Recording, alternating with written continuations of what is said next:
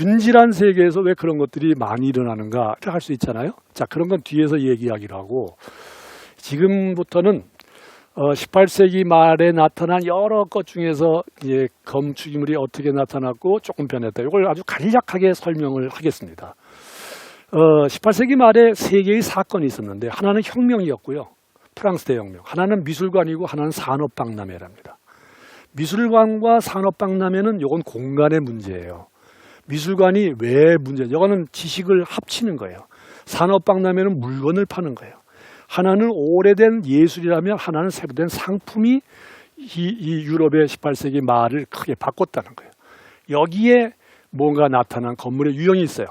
식물원, 동물원, 박물관, 도서관, 미술관, 박람회장, 쇼핑몰 이런 것들이 있는데, 식물은 어떻게 생겼냐? 식물을 뭐 잘 키우기 위해서 만든 게 아닙니다. 저기 서구의 열강들이 동남아시아나 어디 가가지고 점령을 해요. 식민지를 만들어요. 그 식민지가 됐다고 하는 것을 보여주기 위해서 그 식물을 가지고 옵니다. 열대 식물이니까 잘 보존해야겠죠. 그래가지고 자기 나라에 갖다 놓고 이 왕께서 식물을 만들어서 채집해 온 것들을 잘 키우는 거예요. 그러니까 환경보호 때문에 생긴 게 아니에요. 자기네 영토가 그렇게 넓다고 하는 것을 식물로서 표현하기 위해서 만든 겁니다. 여기는 이제 분류나 이런 지식들이 들어가 있는 건 사실이죠. 동물원은 왜 생겼냐? 어떤 나라가 수교할 때 동물을 주지 않습니까? 뭐 호랑이를 준다든지 무슨 뭐 판다를 준다든지 이런 거예요. 이게 뭐냐면 동물은 그냥 동물이 아니라 그 땅을 표상하는 거예요. 루이 14세가 이렇게 베르사유의 기하학적인 정원을 만들었고 동물을 사용했는데 거기 있는 동물들이 세계에서 잡아온 것들이었어요. 그러니까 임금이 탁 보기에 거기 위에서 이렇게 보면 자기 세계가 동물로 축약이 되어 있는 거예요. 이런 모습을 백성에게 보여주고 싶어서 만든 게 동물원이었어요. 그러니까 건물의 유형은 그냥 이렇게 쓰임새가 있는 게 아니에요. 박물학적인 관점이 아주 크게 있는데 저게 근대 세계를 질서하는 가장 근본적인 원리가 됐다는 거예요. 박물학은 물건 수집의 취미로 이루어진 거였어요. 영국의 어떤 귀족이 수집 취미가 많아가지고 이것저것 막 하다가 보니까 가끔가다 왕한테 보여줬어요. 임금께서 야, 그거 혼자 보지 말고 가끔가다 1년에 한 번씩 백성에게 좀 보여줘라. 그렇게 하지요. 그래가지고 보여주는데 저 사람이 세상을 떠났어요. 그러다 보니까 그게 공공박물관의 기원이 된 거예요. 이런 박물관의 모습이 나타나고, 미술관도 그렇습니다. 미술관은 처음에 시스틴 성당처럼 그림을 그렸어요. 미켈란젤로가. 그러니까 미술관이 그 자체가 그 집 자체가 미술관이었어요. 근데 이제 약탈이 시작된 거죠. 르브르 박물관이 왜 근대에 가장 유명한 미술관이 됐냐면 다른 그 식민지에서 뭐 어디서 가지고 온 거예요. 약탈해 온 거죠. 그 물품을 잘 진열하다가 보니까 컬렉션이 생겼고, 이것도 마찬가지로 훗날에 공개해서 만든 게 미술관의 시작이에요. 근대가 들어오니까 하얀 큐브에다가 이걸 만들어서 미술 작품이 아주 독립적으로 만들려고 하는 노력들이 뵀어요. 그 후에 변화가 많이 생겼어요. 21세기는 어떻게 되는가? 저런 식의 미술관이 아니라 사람들이 자유롭게 자기가 참여하고 정보도 사러 나눠갖고 동네 사이를 이렇게 다니면서 뭔가 다니는 이런 미술관으로 바뀌었어요. 오늘날 우리나라의 미술관은 뭘까요? 이게 뭐냐 그러면 21세기는 사물에서 정보로 바꾼다는 거였고, 개인의 지적인 생산활동보다는 모두가 모여서 집합적으로 지성의 존재가 있어야 한다. 뭐 이런 사고들이 바뀌면서 미술관도 변하고 있어요. 오늘날 우리의 미술관은 어떻게 변해야 됩니까? 도서관은 어땠습니까? 도서관은 책이 많아지니까 도서관이 생기고 분류를 했죠. 지금 그림에서 보는 것과 같이 저 서고 위에는 뭐 철학이니 수학이니 뭐니 이렇게 분류가 쭉 돼 있어요. 저런 모습에 의자가 없이 사람들이 서가지고 이렇게 책을 봤는데, 책이 많아지기 시작하니까 이제 관리할 길이 없어가지고 이제 아주 중요한 책들은 동그랗게다가 따로 모아서 열람실이라고 그러고, 많은 책들은 저 뒤로 집어넣어가지고 그거를 이렇게 여러 가지 분류체계, 뭐 듀이 10진법 같은 그런 체계를 가지고 만들었어요. 그러니까 실제로 보고 싶은 책은 다 창고 속에 들어가 있고, 이제 주변에 이렇게 둥그렇게 눌러서 했는데 저기에 가운데 사서가 지금 어디 있습니까? 맨 가운데 있죠. 마치 그 교도소에 교도관이 죄수를 보는 바와 같이 쭉 해서 관리를 하고 있습니다. 저게 이제 대형 도서관에 있던 저런 모습이었어요. 저런 모습을 우리나라 요새 21세기에 사는 사람들이 좋아할까요? 안 좋아합니다. 저기 있으면 안 갑니다. 대학 도서관도 저러면 안 됩니다. 근데 저걸 모르고 그냥 지면 이제 잘못된 도서관을 짓는 것이죠. 그럼 어떤 도서관이 이루어지는가? 영국의 경우에는 도서관을 가지고 이렇게 지역의 커뮤니티의 거점을 만들려고 지금 노력하고 있어요. 그게 이제 아이디어 스토어 계획이라고 하는 일련의 계획이 있는데 마치 카페처럼 친근한 공간을 만들어서 뭐 비즈니스 센터를 만든다든지 직업 교육을 한다든지 어린이집을 한다든지 이런 것도 있어요. 이게 아마 요새 우리나라가 가지고 있는 도서관에 대한 관심이 있을 거예요. 네덜란드는 어떻게 했는가? 네덜란드는 조금 달라요. 네덜란드는 정보와 지식을 교류하고 뭔가 문화의 인프라가 되기 위해서 만들어지는 그런 것들이 많이 있어요. 일본의 다케오라고 하는 조그만 도시가 있는데 거기 시장이 아이디어를 냈어요. 공공도서관이 어떻게 되느냐? 공공도서관 유지하는 데 많이 든다. 그러니까 다스야라고 하는 서점을 끄집어들였어요. 그래가지고 저 가운데는 서점이에요. 저쪽에는 공공도서관이고요. 그 다음에 이쪽에는 뭐 카페가 이렇게 들어와 있어요. 도서관에서 떠들지도 말고 마시지도 말래더니만 이제는 다 섞였다 이거죠. 저 관리는 누가 하느냐? 공무원이 할 뿐만 아니라 서점에 있는 사람도 한다. 도서관의 모습이라고 하는 것도 달라지는 것은 정보를 취하는 우리의 마음이 달라졌기 때문에 도서관도 변하고 있다. 도서관이 변하니까 서점도 바뀌어요. 서점이 바뀌니까 그 안에서 공부도 해요. 이렇게 바뀌는 것 속에 이 아까 파사주가 가장 큰 영향을 미쳤다고 그랬는데 제가 보기에 근대 건축의 전후의 역사에서 가장 혁신적인 그 건축 사건은 무엇이냐? 여러분 이거 잘 알아두세요. 수정궁이라고 하는 건물이 있어요. 이 근대 건축사에서 가장 뛰어나고 영향력이 많은 건물이 뭐냐? 그러면 수정궁이에요. 왜 수정궁이 유명하냐면 저렇게 큰 온실 모양으로 유리를 씌운 것도 대단하지만 저 유리의 공유는 누가 생산했냐? 저 철골은 누가 굽혔냐? 저걸 조립한 사람은 누구냐? 굉장히 빠른 시간에 만들었대거든요. 근데 그런 것도 있지만 또 다른 하나는 왜 수정궁을 지으려고 마음먹었는가?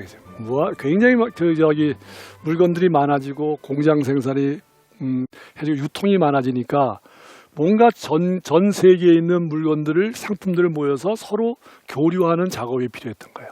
1850년대. 그래서 국제 박람회, 세계 박람회를 만들자 그랬어요. 그 첫 번째 대규모의 박람회였어요.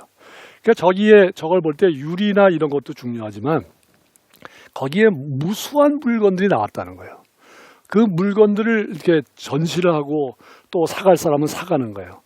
근데 저거를 보러 온 사람이 어디서 왔느냐? 뭐 런던에서만 온 게 아니죠. 열차 타고 왔죠. 저 물건은 어디서 공장에서 생산돼가지고 수송됐죠. 그리고 온 사람들이 프랑스에서도 오고 모두 왔는데 교통기관이 발달이 안 됐으면 저게 가능하지 않았다는 거예요. 그러니까 건물 하나만 보면 뭐 유리에 빛이 많이 들어오네 이렇게 보이지만 저거를 가능하게 했다는 것은 산업혁명, 공업생산, 무수한 제품, 그 다음에 물건 앞에서 모든 사람이 같이 이렇게 다니는 그게 초유한 모습을 첫 번째 모습을 보여주는 것이죠.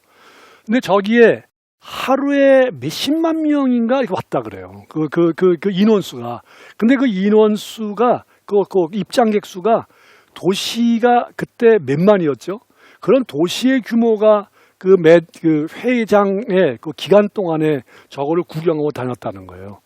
그러다 보니까 공간과 함께 폭발적으로 상점이나 물건에 대한 관심이 많아졌어요. 저기 있는 유리가 그 파사주라고 하는 도시 속에 이렇게 들어가는 거예요. 그러니까 생활이 바뀌어져요. 근데 저런 것들이 후에 변해서 오늘날 어디 아울렛 이런 데 보면 저게 이제 상품을 만드는 걸로 되고 이국적인 모습이 되는데 저런 박람회장 어디 근처에 있던 모습을 따가지고 저렇게 지은 겁니다. 이 박람회는 굉장히 공부해 볼 가치가 많은 것들이에요. 저런 것들이 후에 변하니까 나중에 이제 박람회장이 약간 구경거리가 되고 구경거리가 디즈니랜드처럼 되고 디즈니랜드가 테마파크를 만들고 라스베가스와 같은 것이 되고 라스베가스가 도시를 만들고 이런 식으로 크게 변했다는 거예요. 물건이 많은 거죠. 예를 들면 뭐 우리 예식장 건물, 웨딩홀도 이게 테마파크처럼 바뀌어요. 뭐 흔히 보면 저거는 뭐 상업적이다 이렇게 던지면 끝말이지만 어쨌든 우리 현실성은 저런 것들이 계속 생산되고 있다는 거예요. 왜 저렇게 나올까 하는 거를 생각해 봐야 된다는 겁니다. 그래서 특히 강조하고 싶은 게 오늘은 쇼핑몰, 쇼핑센터에 대해서 얘기하고 싶습니다. 이런 말 있죠. 나는 생각한다 그러므로 존재한다. 뭐 이런 말이 있는데 여기는 그 말을 빗대서 나 쇼핑한다 그러므로 그것이 나다. 저 말을 볼 때 우습게 여기면 안 됩니다. 이 샵이라고 하는 것은 그냥 물건 사고 있는 상업적인 얘기뿐만 아니고 아마도 저기 마태복음에 보면 이런 게 있어요. 예수님이 성전에 갔더니 성전 바로 앞에서 환전상이 있고 뭐 비둘기를 팔고 이거 우리 아버지의 집에 이런 게 뭐냐 그래서 다 뒤집어 놨다 그러잖아요. 서말을 뒤집어보면 신전 앞에는 상점가가 늘 있었나 봐요. 그러니까 이 상점가라고 하는 건 없앨래야 없앨 수 없는 도시의 중요한 대목이다. 이렇게 봐야 되지 않겠습니까? 근데 최근에 이제 예술의 전당을 보니까 예술의 전당에 쇼핑몰은 아니지만 그런 부분이 생겼어요. 그래서 이제 비판하는 글도 있어요. 어떻게 만드느냐 그러면 예술의 전당이 그랬는데 왜 주상복합 쇼핑몰처럼 바뀌냐? 혹시 임대 수익 때문에 만든 거 아니냐? 상가들이 왜 들어왔냐? 예술 공간이 있어야 되지 않느냐? 뭐 이런데 생각이 조금 다른 얘기도 있어요.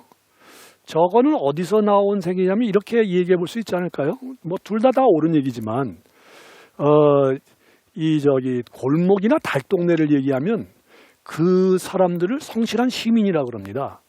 근데 그 원인이 어디냐면 공동체주의의 바탕을 두고 하는 얘기죠. 근데 쇼핑센터에 가서 물건을 산다 그러면 대개 표현이 뭐냐면 경박한 소비자라고 얘기를 해요. 똑같은 사람이. 근데 이상하지 않습니까? 하나는 자본주의에 입각했다 이렇게 구별하는 게 저는 이상하다 생각해요. 왜 쇼핑센터 다니는 사람은 경박한 소비자요? 골목과 달동네를 사는 사람은 성실한 시민인가? 이런 갈래가 저는 썩 그렇게 좋은 태도는 아닌 것 같습니다. 자, 현실을 봅시다. 이 쇼핑을 혼자 있지 말고 무슨 어떤 지하철이 뭐니 도처에 안 들어가는 데가 없다. 그래서 이 쇼핑은 그냥 도시를 만드는 근본적인 것이다 라고 얘기했어요. 그래서 쇼핑센터나 쇼핑몰은 뭔지 거꾸로 올지 모르지만 굉장히 한번 살펴봐야 될 중요한 대목이 아닐 수 없다 이죠.